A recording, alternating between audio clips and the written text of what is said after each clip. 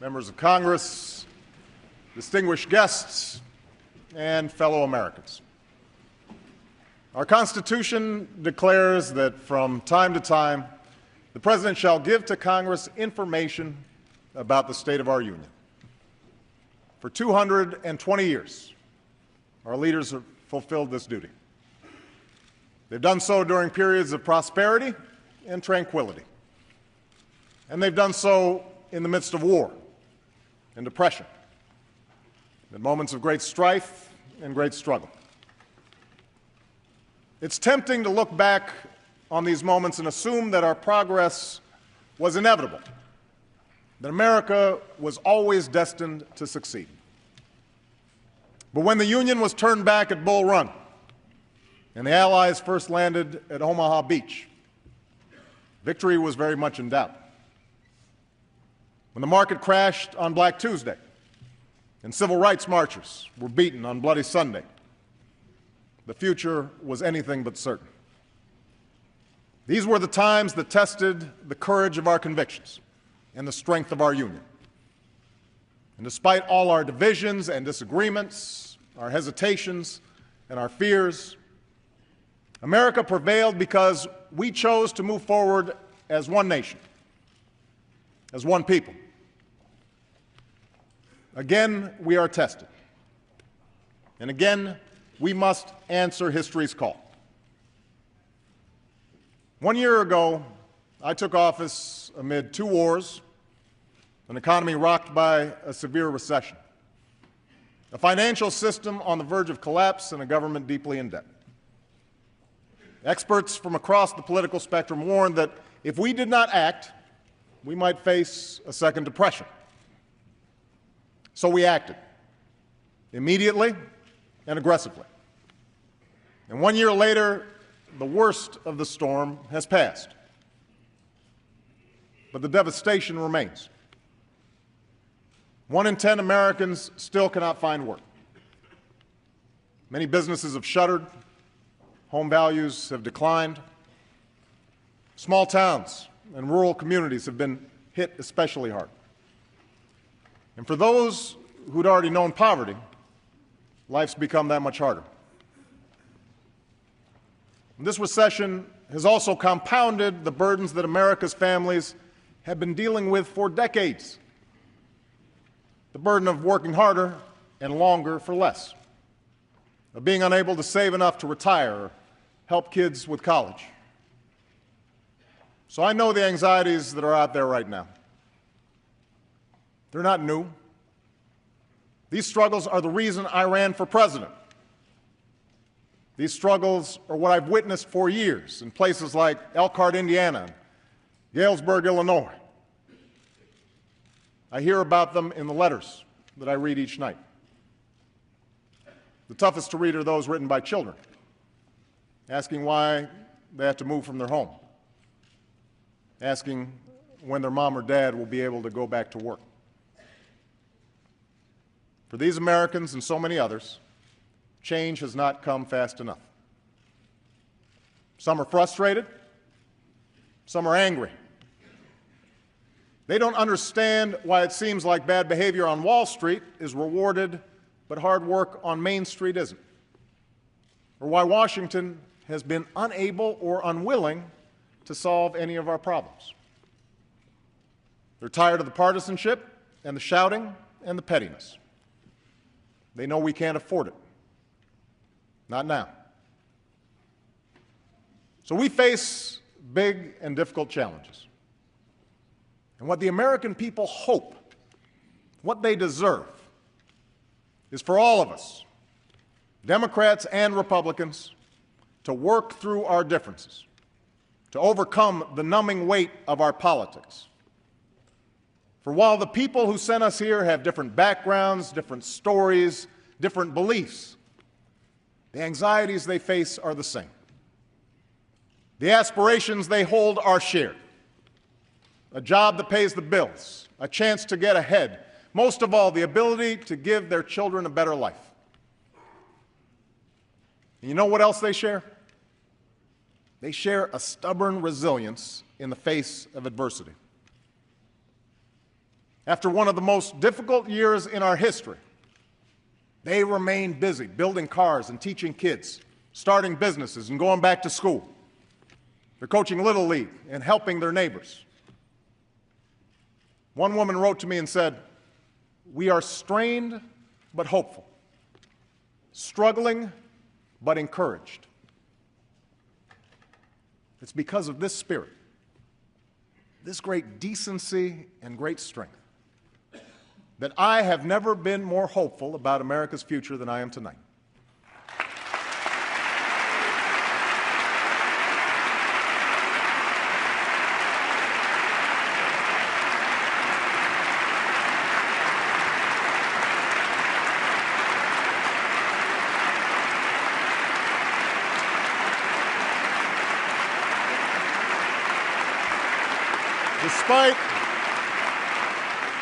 Despite our hardships, our union is strong. We do not give up. We do not quit. We do not allow fear or division to break our spirit. In this new decade, it's time the American people get a government that matches their decency, that embodies their strength.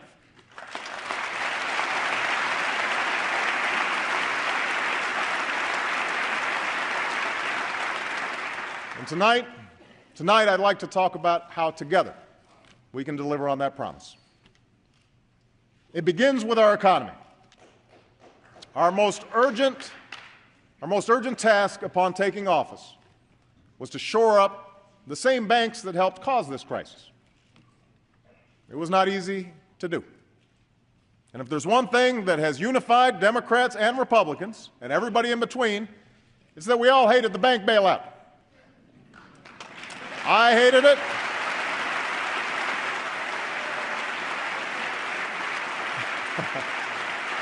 I hated it. I hated it. You hated it. It was about as popular as a root canal. But when I ran for president, I promised I wouldn't just do what was popular. I would do what was necessary. And if we had allowed the meltdown of the financial system, unemployment might be double what it is today.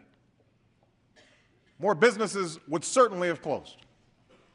More homes would have surely been lost. So I supported the last administration's efforts to create the Financial Rescue Program.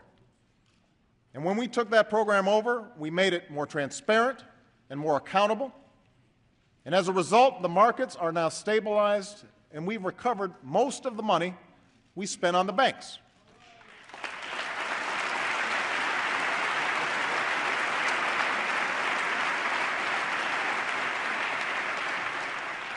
Most, but not all. To recover the rest, I've proposed a fee on the biggest banks. Now,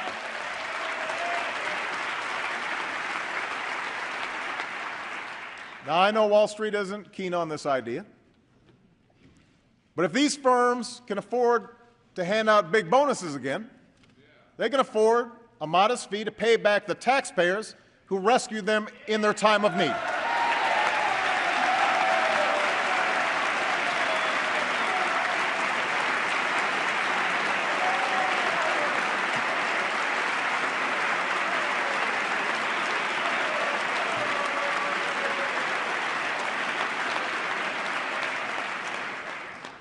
As we stabilized the financial system, we also took steps to get our economy growing again, save as many jobs as possible, and help Americans who'd become unemployed. That's why we extended or increased unemployment benefits for more than 18 million Americans, made health insurance 65% cheaper for families who get their coverage through COBRA, and passed 25 different tax cuts. Now let me repeat. We cut taxes. We cut taxes for 95% of working families. We cut taxes for small businesses. We cut taxes for first-time home buyers. We cut taxes for parents trying to care for their children. We cut taxes for 8 million Americans paying for college.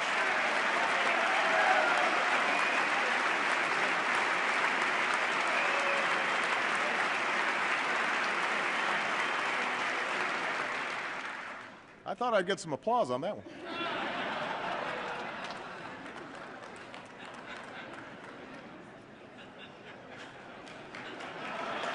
As a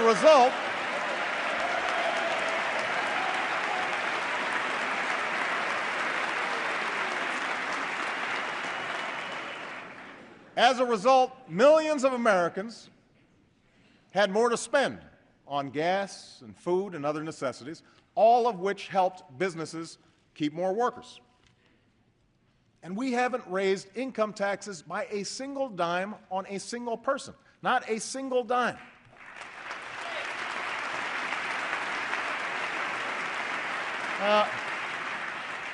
Because of the steps we took, there are about 2 million Americans working right now who would otherwise be unemployed.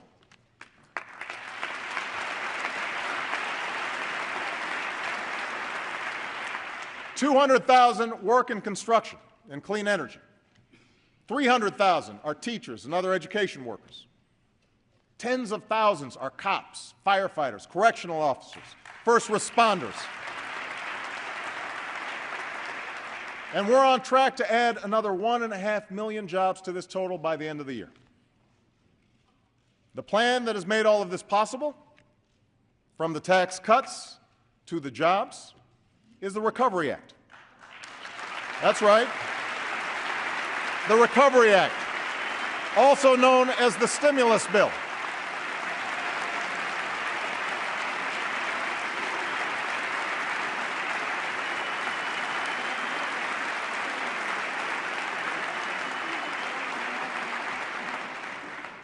Economists on the left and the right say this bill has helped save jobs and avert disaster. But you don't have to take their word for it. Talk to the small business in Phoenix that will triple its workforce because of the Recovery Act. Talk to the window manufacturer in Philadelphia who said he used to be skeptical about the Recovery Act until he had to add 2 more work shifts just because of the business it created. Talk to the single teacher raising 2 kids who was told by her principal in the last week of school that because of the Recovery Act, she wouldn't be laid off after all. There are stories like this all across America. And after 2 years of recession, the economy is growing again. Retirement funds have started to gain back some of their value. Businesses are beginning to invest again. And slowly, some are starting to hire again. But I realize that for every success story, there are other stories of men and women who wake up with the anguish of not knowing where their next paycheck will come from, who send out resumes week after week and hear nothing in response. That is why jobs must be our #1 focus in 2010, and that's why I'm calling for a new jobs bill tonight.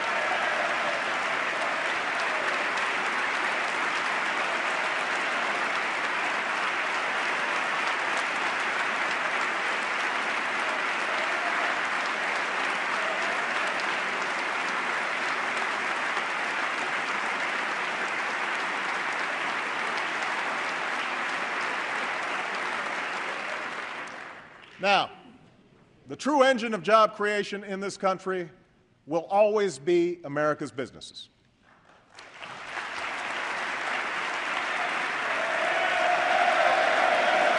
I agree. Absolutely. But government can create the conditions necessary for businesses to expand and hire more workers. We should start where most new jobs do, in small businesses. Companies that begin when an entrepreneur takes a chance on a dream or a worker decides it's time she became her own boss. Through sheer grit and determination, these companies have weathered the recession and they're ready to grow. But when you talk to small business owners in places like Allentown, Pennsylvania, or Elyria, Ohio, you find out that even though banks on Wall Street are lending again, they're mostly lending to bigger companies. Financing remains difficult for small business owners across the country, even those that are making a profit. So tonight, I'm proposing that we take $30 billion of the money Wall Street banks have repaid and use it to help community banks give small businesses the credit they need to stay afloat.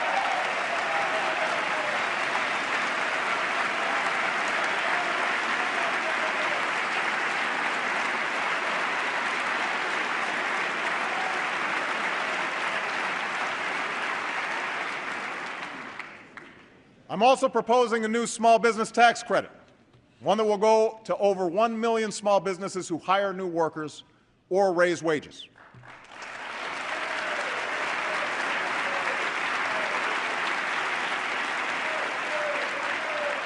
While we're at it, let's also eliminate all capital gains taxes on small business investment and provide a tax incentive for all large businesses and all small businesses to invest in new plants and equipment.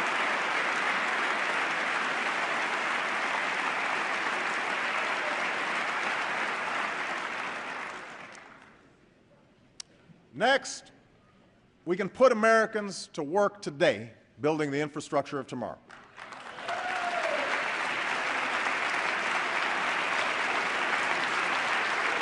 From the first railroads to the interstate highway system, our nation has always been built to compete. There's no reason Europe or China should have the fastest trains or the new factories that manufacture clean energy products. Tomorrow I'll visit Tampa, Florida, where workers will soon break ground on a new high-speed railroad funded by the Recovery Act. There are projects like that all across this country that will create jobs and help move our nation's goods, services, and information.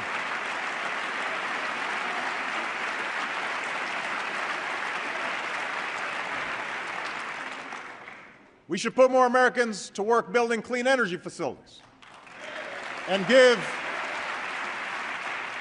rebates to Americans who make their homes more energy efficient, which supports clean energy jobs. And to encourage these and other businesses to stay within our borders, it is time to finally slash the tax breaks for companies that ship our jobs overseas and give those tax breaks to companies that create jobs right here in the United States of America.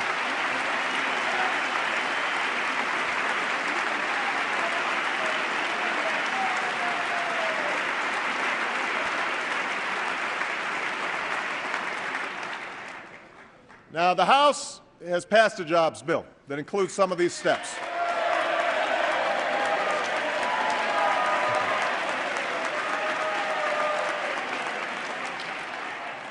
As the first order of business this year, I urge the Senate to do the same, and I know they will. They will.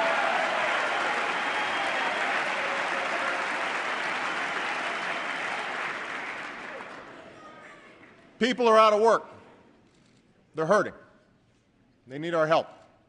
And I want a jobs bill on my desk without delay. But the truth is, these steps won't make up for the 7 million jobs that we've lost over the last 2 years. The only way to move to full employment is to lay a new foundation for long-term economic growth and finally address the problems that America's families have confronted for years.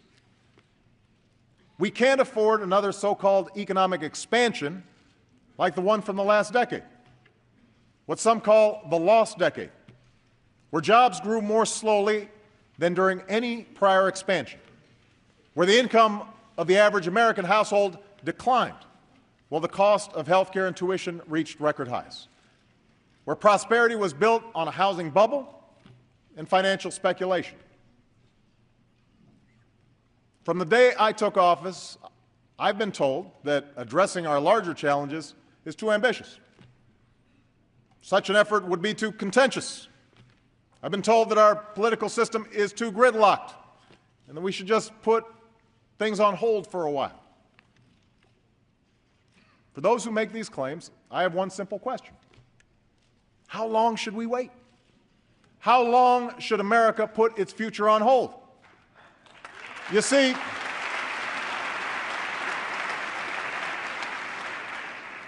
Washington has been telling us to wait for decades. even as the problems have grown worse. Meanwhile, China's not waiting to revamp its economy.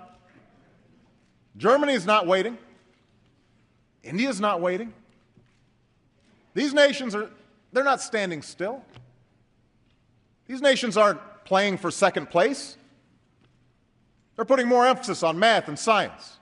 They're rebuilding their infrastructure. They're making serious investments in clean energy because they want those jobs.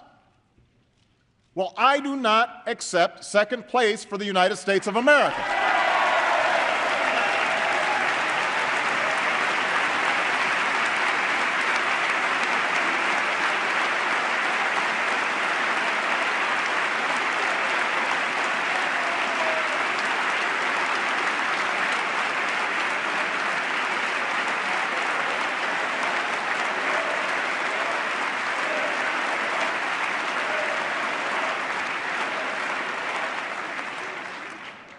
As hard as it may be, as uncomfortable and contentious as the debates may become, it's time to get serious about fixing the problems that are hampering our growth. Now, one place to start is serious financial reform. Look, I am not interested in punishing banks. I'm interested in protecting our economy. A strong, healthy financial market makes it possible for businesses to access credit and create new jobs. It channels the savings of families into investments that raise incomes. But that can only happen if we guard against the same recklessness that nearly brought down our entire economy. We need to make sure consumers and middle-class families have the information they need to make financial decisions. We can't allow financial institutions, including those that take your deposits, to take risks that threaten the whole economy. Now, the House has already passed financial reform with many of these changes. And the lobbyists are trying to kill it. Well, we cannot let them win this fight. And if the bill that ends up on my desk does not meet the test of real reform, I will send it back until we get it right. We've got to get it right.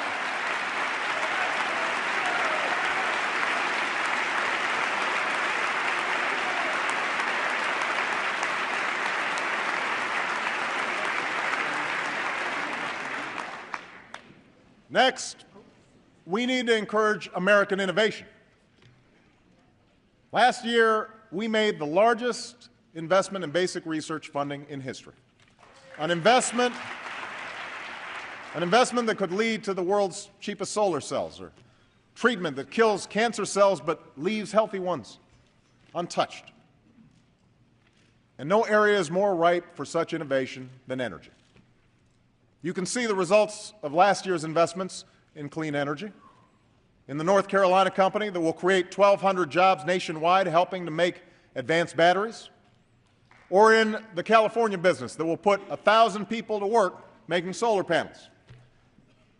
But to create more of these clean energy jobs, we need more production, more efficiency, more incentives. And that means building a new generation of safe, clean nuclear power plants in this country.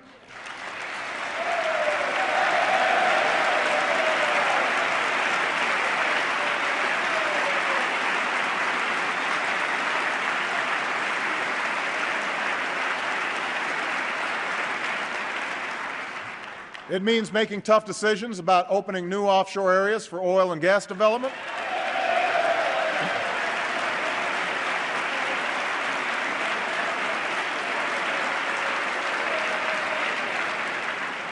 It means continued investment in advanced biofuels and clean coal technologies.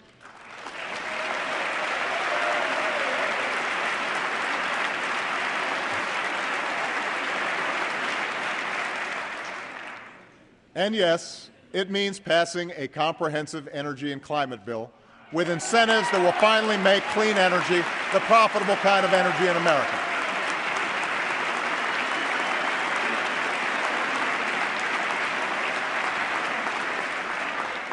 I'm grateful to the House for passing such a bill last year. And this year I'm eager to help advance the bipartisan effort in the Senate. I know there have been questions about whether we can afford such changes in a tough economy. I know that there are those who disagree with the overwhelming scientific evidence on climate change. But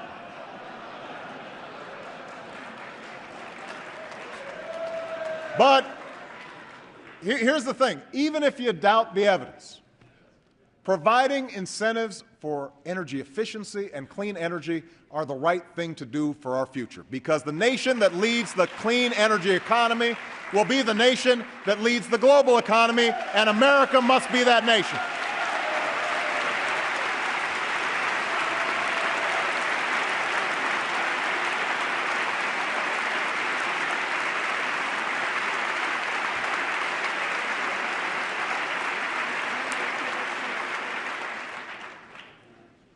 Third, we need to export more of our goods.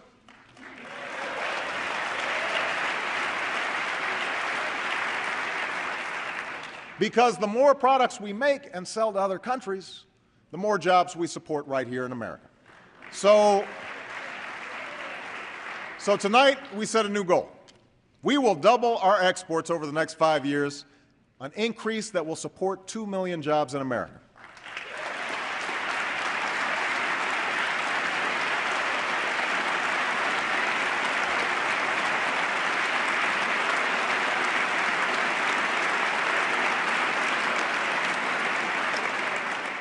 To help meet this goal, we're launching a national export initiative that will help farmers and small businesses increase their exports and reform export controls consistent with national security. We have to seek new markets aggressively, just as our competitors are. If America sits on the sidelines while other nations sign trade deals, we will lose the chance to create jobs on our shores.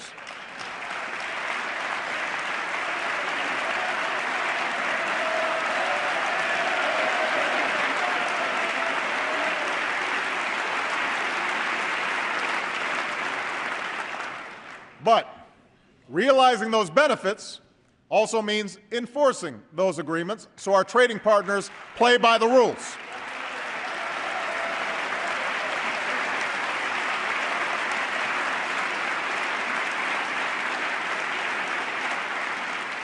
And that's why we'll continue to shape a Doha trade agreement that opens global markets, and why we will strengthen our trade relations in Asia and with key partners like South Korea and Panama and Colombia.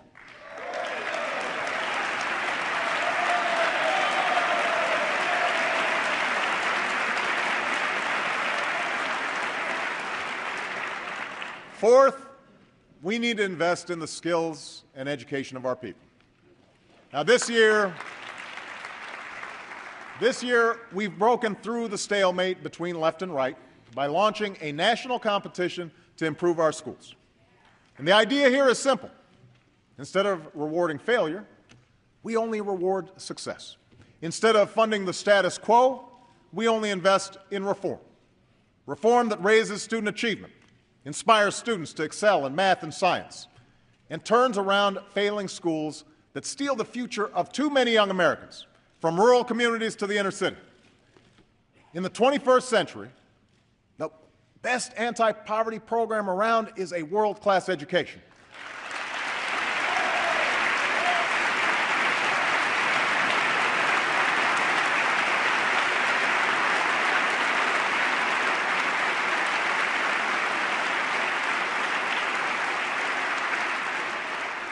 And in this country, the success of our children cannot depend more on where they live than on their potential. When we renew the Elementary and Secondary Education Act, we will work with Congress to expand these reforms to all 50 states. Still, in this economy, a high school diploma no longer guarantees a good job. That's why I urge the Senate to follow the House and pass a bill that will revitalize our community colleges, which are a career pathway to the children of so many working families.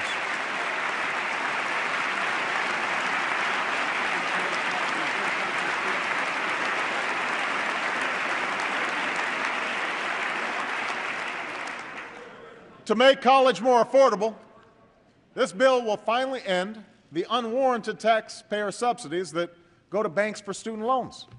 Instead, let's take that money and give families a $10,000 tax credit for 4 years of college and increase Pell Grants.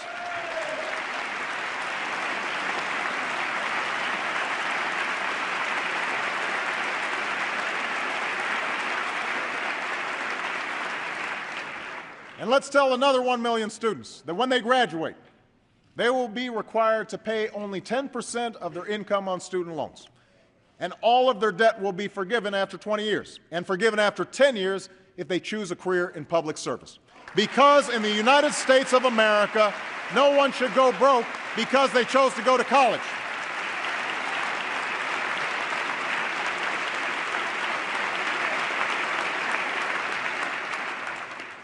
And by the way, it's time for colleges and universities to get serious about cutting their own costs, because they too have a responsibility to help solve this problem.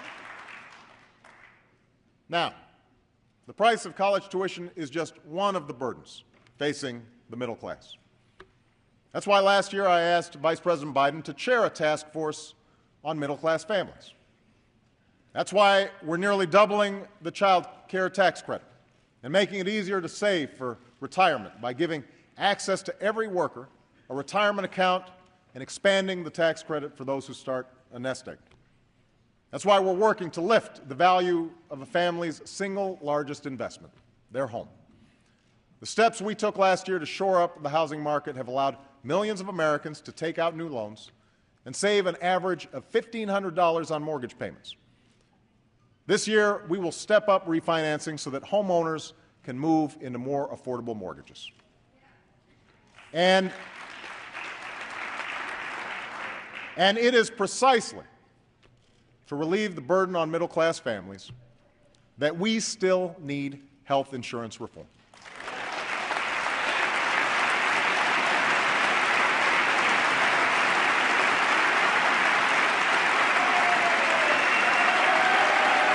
Yes, we do.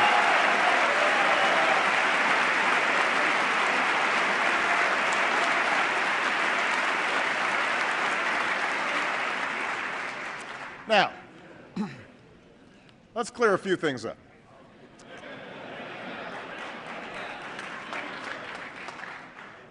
I didn't choose to tackle this issue to get some legislative victory under my belt. And by now, it should be fairly obvious that I didn't take on health care because it was good politics.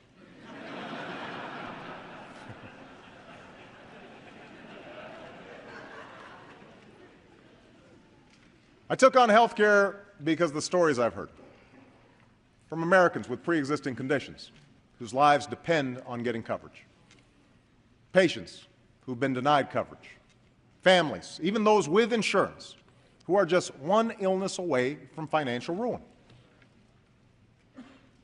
After nearly a century of trying, Democratic administrations, Republican administrations, we are closer than ever to bringing more security to the lives of so many Americans. The approach we've taken would protect every American from the worst practices of the insurance industry. It would give small businesses and uninsured Americans a chance to choose an affordable health care plan in a competitive market. It would require every insurance plan to cover preventive care. And by the way, I want to acknowledge our First Lady, Michelle Obama, who this year is creating a national movement to tackle the epidemic of childhood obesity and make kids healthier. Thank you, honey.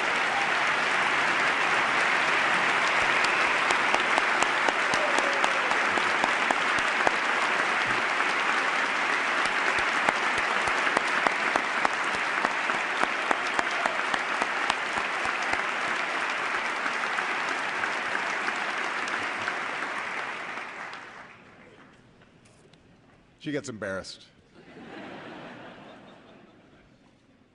Our approach would preserve the right of Americans who have insurance to keep their doctor and their plan. It would reduce costs and premiums for millions of families and businesses. And according to the Congressional Budget Office, the independent organization that both parties have cited as the official scorekeeper for Congress, our approach would bring down the deficit by as much as $1 trillion over the next 2 decades.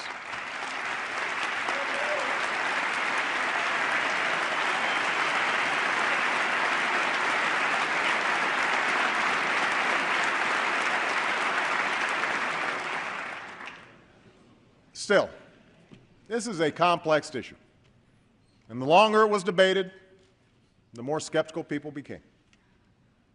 I take my share of the blame for not explaining it more clearly to the American people. And I know that with all the lobbying and horse trading, the process left most Americans wondering, what's in it for me?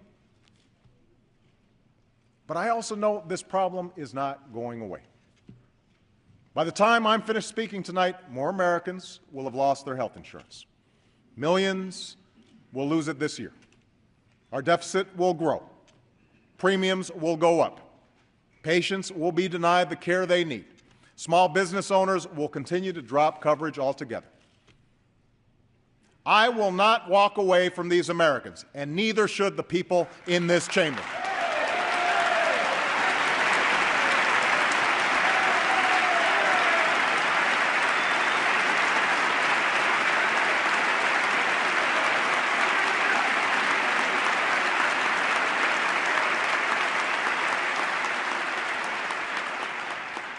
So, as temperatures cool, I want everyone to take another look at the plan we've proposed. There's a reason why many doctors, nurses, and healthcare experts who know our system best consider this approach a vast improvement over the status quo. But if anyone from either party has a better approach that will bring down premiums, bring down the deficit, cover the uninsured, strengthen Medicare for seniors, and stop insurance company abuses, let me know. Let me know. Let me know.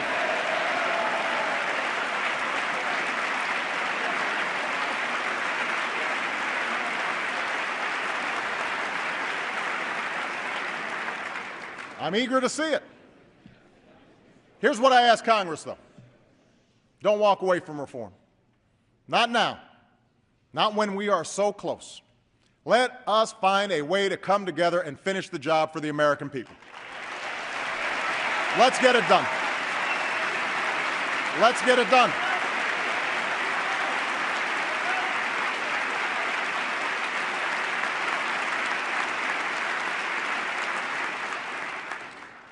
Now, even as health care reform would reduce our deficit, it's not enough to dig us out of a massive fiscal hole in which we find ourselves.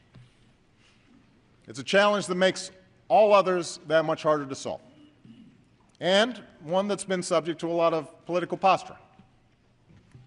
So let me start the discussion of government spending by setting the record straight. At the beginning of the last decade, the year 2000, America had a budget surplus of over $200 billion. By the time I took office, we had a one-year deficit of over $1 trillion and projected deficits of $8 trillion over the next decade.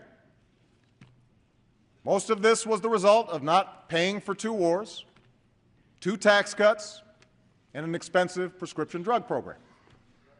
On top of that, the effects of the recession put a $3 trillion hole in our budget. All this was before I walked in the door. Now,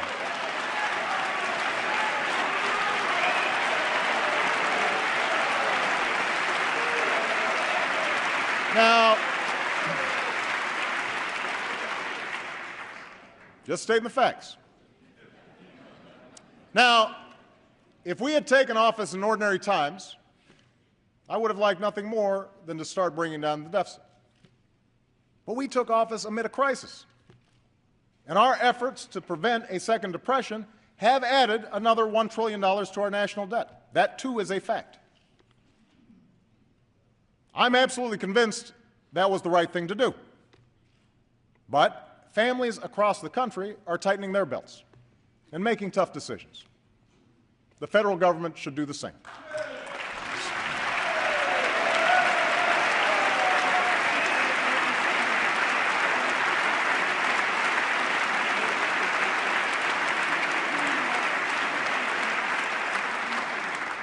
So tonight, I'm proposing specific steps to pay for the $1 trillion that it took to rescue the economy last year.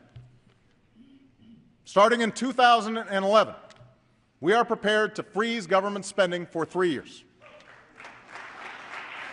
Spending related to our national security, Medicare, Medicaid, and Social Security will not be affected.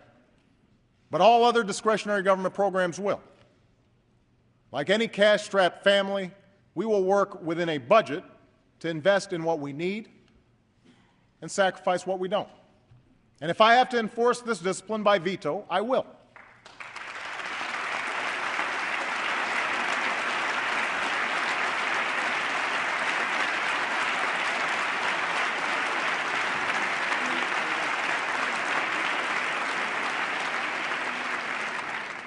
We will continue to go through the budget, line by line, page by page, to eliminate programs that we can't afford and don't work. We've already identified $20 billion in savings for next year. To help working families, we'll extend our middle-class tax cuts. But at a time of record deficits, we will not continue tax cuts for oil companies, for investment fund managers, and for those making over $250,000 a year. We just can't afford it.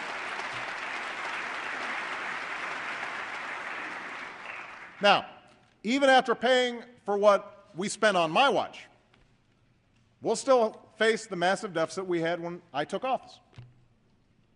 More importantly, the cost of Medicare, Medicaid, and Social Security will continue to skyrocket. That's why I've called for a bipartisan fiscal commission, modeled on a proposal by Republican Judd Gregg and Democrat Kent Conrad. This can't be one of those Washington gimmicks that lets us pretend we solve a problem. The Commission will have to provide a specific set of solutions by a certain deadline. Yesterday, the Senate blocked a bill that would have created this commission. So I'll issue an executive order that will allow us to go forward, because I refuse to pass this problem on to another generation of Americans.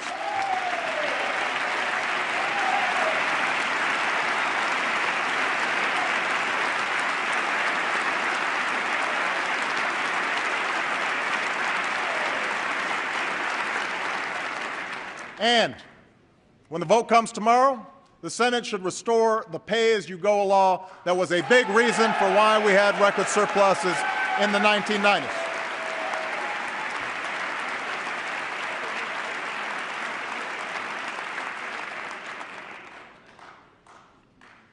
Now, I know that some in my own party will argue that we can't address the deficit or freeze government spending when so many are still hurting. And I agree, which is why this freeze won't take effect until next year, when the economy is stronger. That's how budgeting works.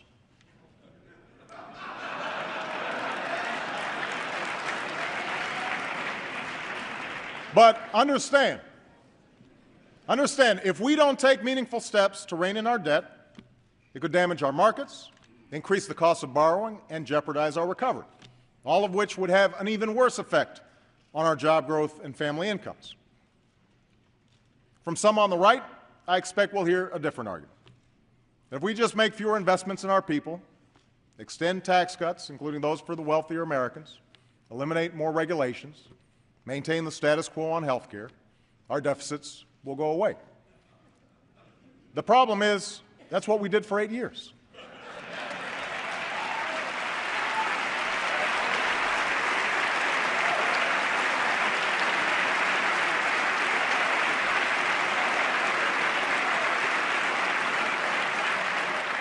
That's what helped us into this crisis.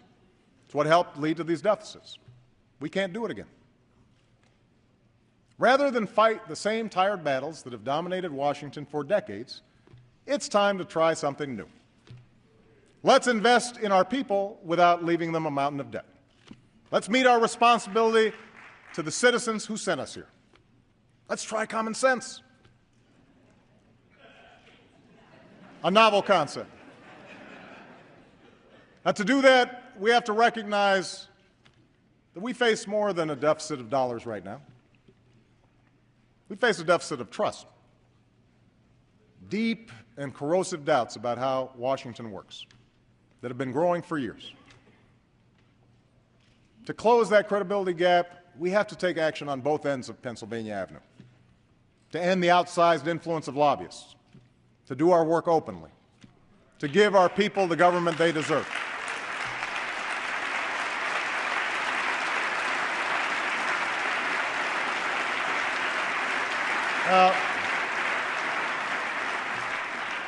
That's what I came to Washington to do. That's why, for the first time in history, my administration posts on our White House visitors online. That's why we've excluded lobbyists from policymaking jobs or seats on federal boards and commissions. But we can't stop there. It's time to require lobbyists to disclose each contact they make on behalf of a client with my administration or with Congress. It's time to put strict limits on the contributions that lobbyists give to candidates for federal office. With all due deference to separation of powers, last week the Supreme Court reversed a century of law that I believe will open the floodgates for special interests, including foreign corporations, to spend without limit in our elections.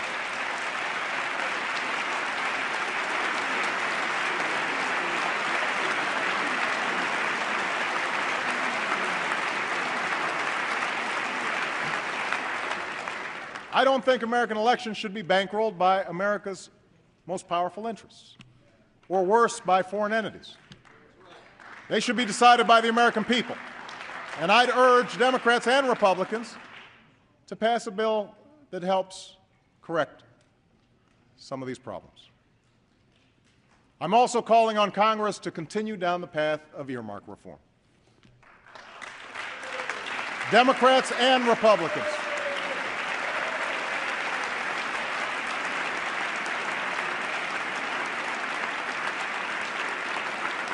Democrats and Republicans, look, you've trimmed some of this spending. You've embraced some meaningful change. But restoring the public trust demands more. For example, some members of Congress post some earmark requests online. Tonight, I'm calling on Congress to publish all earmark requests on a single website before there's a vote, so that the American people can see how their money's being spent.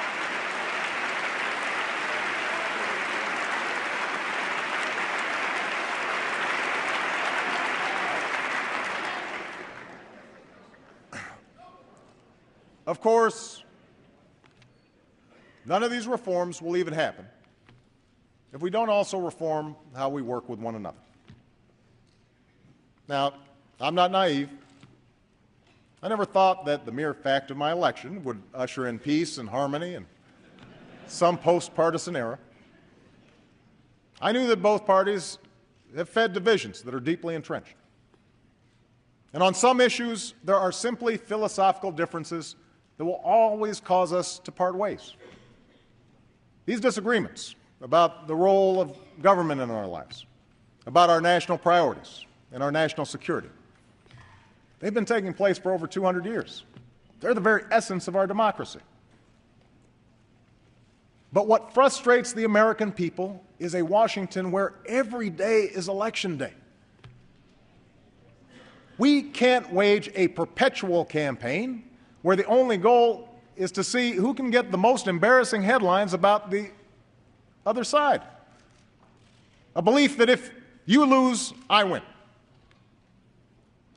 Neither party should delay or obstruct every single bill just because they can. The confirmation of, I'm speaking to both parties now, the confirmation of well-qualified public servants shouldn't be held hostage to the pet projects or grudges of a few individual senators.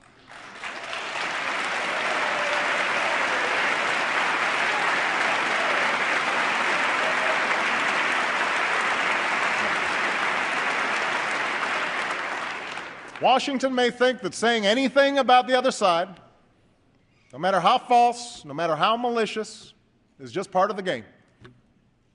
But it's precisely such politics that has stopped either party from helping the American people. Worse yet, it's sowing further division among our citizens, further distrust in our government. So no, I will not give up on trying to change the tone of our politics. I know it's an election year, and after last week, it's clear that campaign fever has come even earlier than usual. But we still need to govern. To Democrats, I would remind you that we still have the largest majority in decades, and the people expect us to solve problems, not run for the hills.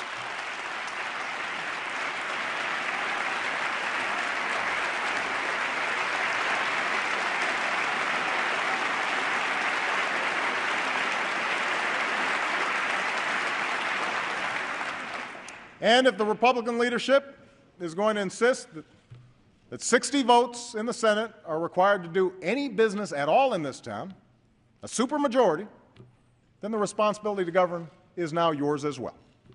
Just saying no to everything may be good short-term politics, but it's not leadership. We were sent here to serve our citizens, not our ambitions.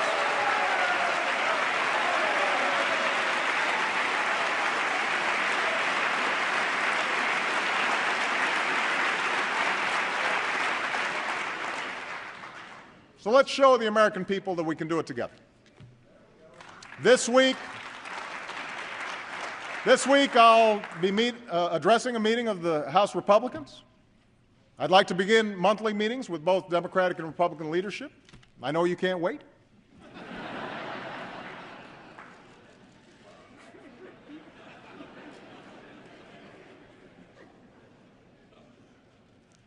Throughout our history, no issue has united this country more than our security. Sadly, some of the unity we felt after 9/11 has dissipated. And we can argue all we want about who's to blame for this, but I'm not interested in relitigating the past. I know that all of us love this country. All of us are committed to its defense. So let's put aside the schoolyard taunts about who's tough. Let's reject the false choice between protecting our people and upholding our values. Let's leave behind the fear and division and do what it takes to defend our nation and forge a more hopeful future for America and for the world.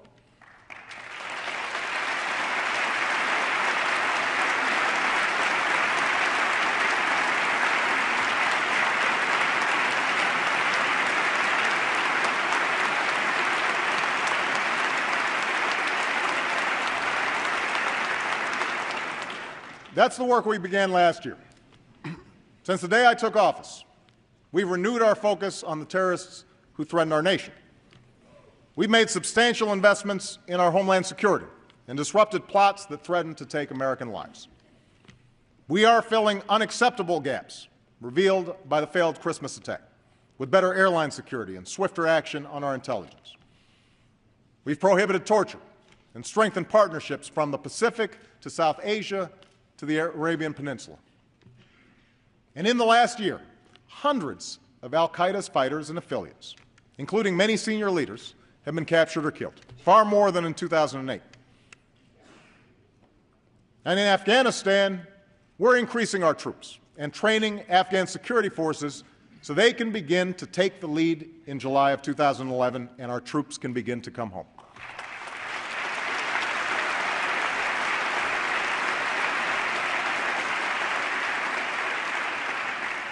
We will reward good governance, work to reduce corruption, and support the rights of all Afghans, men and women alike.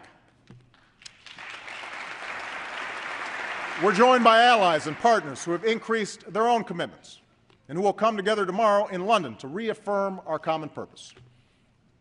There will be difficult days ahead, but I am absolutely confident we will succeed. As we take the fight to al-Qaeda, we are responsibly leaving Iraq to its people. As a candidate, I promised that I would end this war, and that is what I am doing as president. We will have all of our combat troops out of Iraq by the end of this August. We will support the Iraqi government We will support the Iraqi government as they hold elections, and we will continue to partner with the Iraqi people to promote regional peace and prosperity. But make no mistake, this war is ending, and all of our troops are coming home.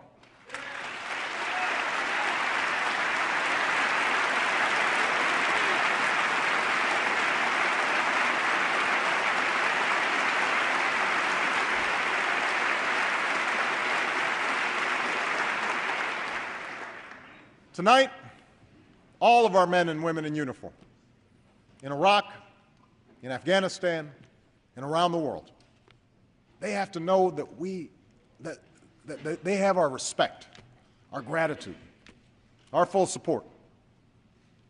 And just as they must have the resources they need in war, we all have a responsibility to support them when they come home.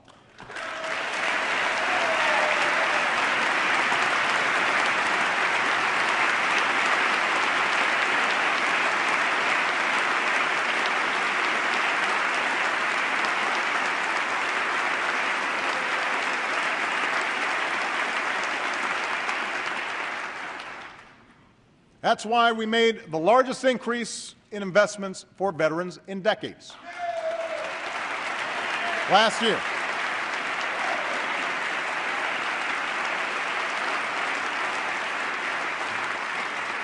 That's why we're building a 21st century VA. And that's why Michelle has joined with Jill Biden to forge a national commitment to support military families.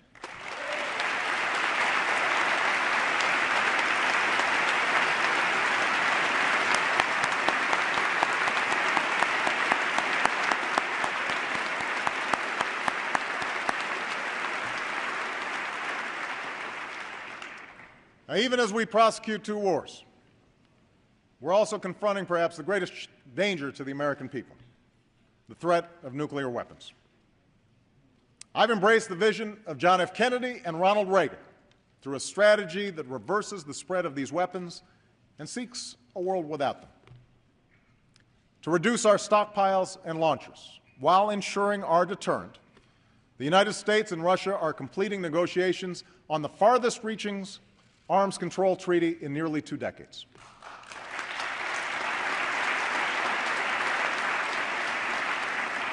And at April's Nuclear Security Summit, we will bring 44 nations together here in Washington, D.C. behind a clear goal: securing all vulnerable nuclear materials around the world in 4 years so that they never fall into the hands of terrorists.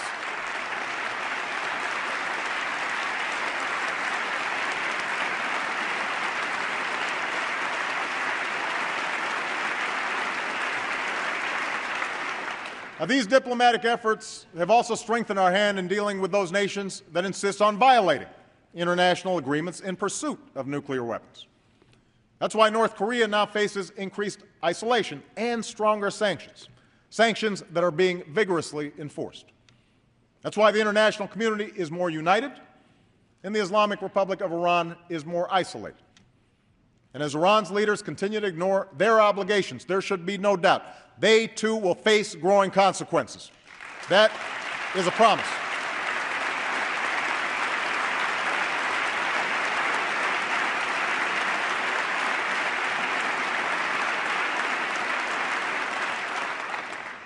That's the leadership we are providing. Engagement that advances the common security and prosperity of all people. We're working through the G20 to sustain a lasting global recovery. We're working with Muslim communities around the world to promote science and education and innovation. We have gone from a bystander to a leader in the fight against climate change.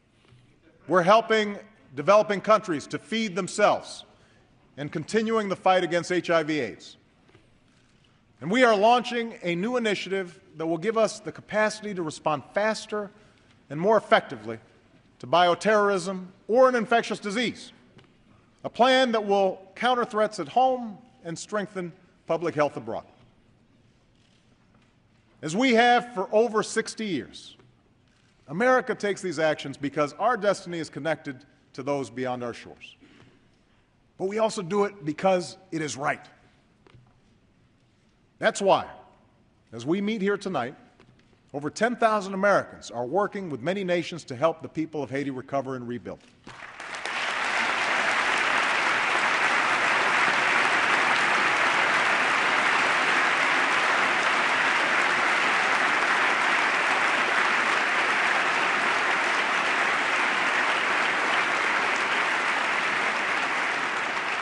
That's why we stand with the girl who yearns to go to school in Afghanistan, why we support the human rights of the women marching through the streets of Iran, why we advocate for the young man denied a job by corruption in Guinea. For America must always stand on the side of freedom and human dignity. Always.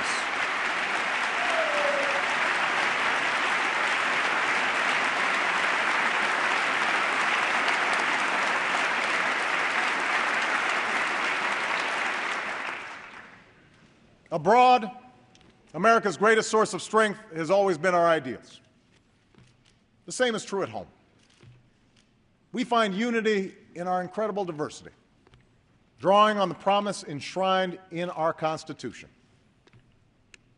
The notion that we're all created equal, that no matter who you are or what you look like, if you abide by the law, you should be protected by it. If you adhere to our common values, you should be treated no different than anyone else. We must continually renew this promise. My administration has a civil rights division that is once again prosecuting civil rights violations and employment discrimination. We finally strengthened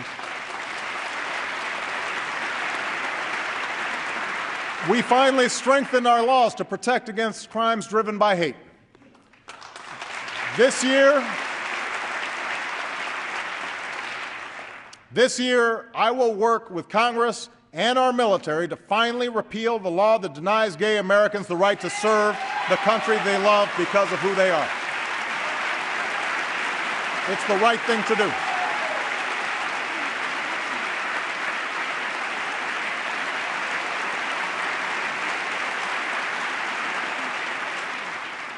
We're going to crack down on violations of equal pay laws so that women get equal pay for an equal day's work.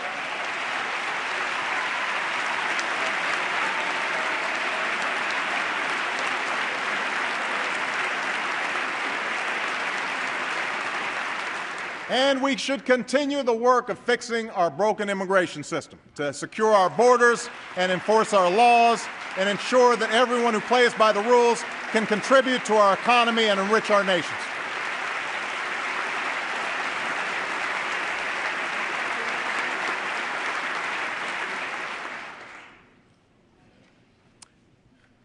In the end, it's our ideals, our values that built America, values that allowed us to forge a nation made up of immigrants from every corner of the globe, values that drive our citizens still.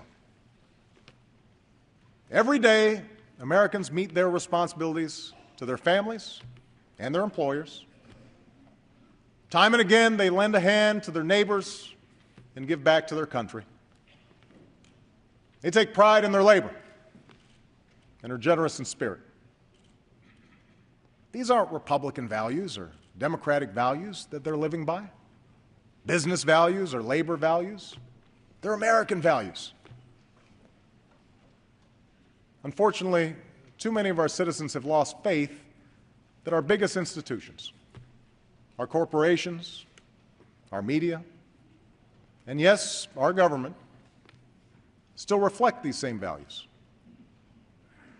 Each of these institutions are full of honorable men and women doing important work that helps our country prosper. But each time a CEO rewards himself for failure, or a banker puts the rest of us at risk for his own selfish gain, people's doubts grow. Each time lobbyists game the system or politicians tear each other down instead of lifting this country up, we lose faith. The more that TV pundits reduce serious debates to silly arguments, big issues into sound bites, our citizens turn away. No wonder there's so much cynicism out there. No wonder there's so much disappointment. I campaigned on the promise of change. Change we can believe in, the slogan went. And right now I know there are many Americans who aren't sure if they still believe we can change or that I can deliver it. But remember this, I never suggested the change would be easy or that I could do it alone. Democracy in a nation of 300 million people can be noisy and messy and complicated. And when you try to do big things and make big changes, it stirs passions and controversy. That's just how it is. Those of us in public office can respond to this reality by playing it safe and avoid telling hard truths and pointing fingers. We can do what's necessary to keep our poll numbers high and get through the next election instead of doing what's best for the next generation. But I also know this. If people had made that decision 50 years ago, or 100 years ago, or 200 years ago, we wouldn't be here tonight. The only reason we are here is because generations of Americans were unafraid to do what was hard, to do what was needed even when success was uncertain, to do what it took to keep the dream of this nation alive for their children and their grandchildren.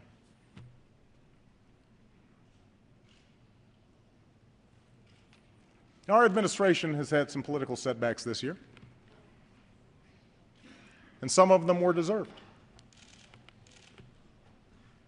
But I wake up every day knowing that they are nothing compared to the setbacks that families all across this country have faced this year.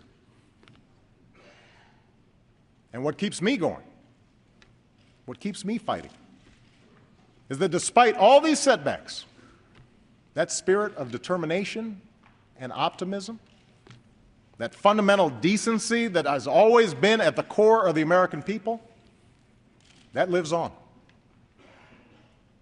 It lives on in the struggling small business owner who wrote to me of his company. None of us, he said, are willing to consider even slightly that we might fail.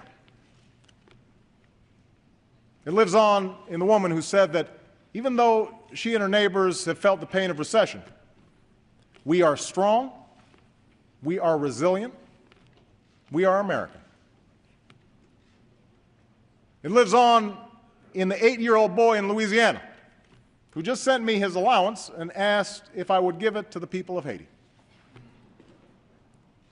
And it lives on in all the Americans who've dropped everything to go someplace they've never been and pull people they've never known from the rubble, prompting chants of USA, USA, USA, when another life was saved. The spirit that has sustained this nation for more than 2 centuries lives on in you, its people. We have finished a difficult year. We have come through a difficult decade. But a new year has come. A new decade stretches before us.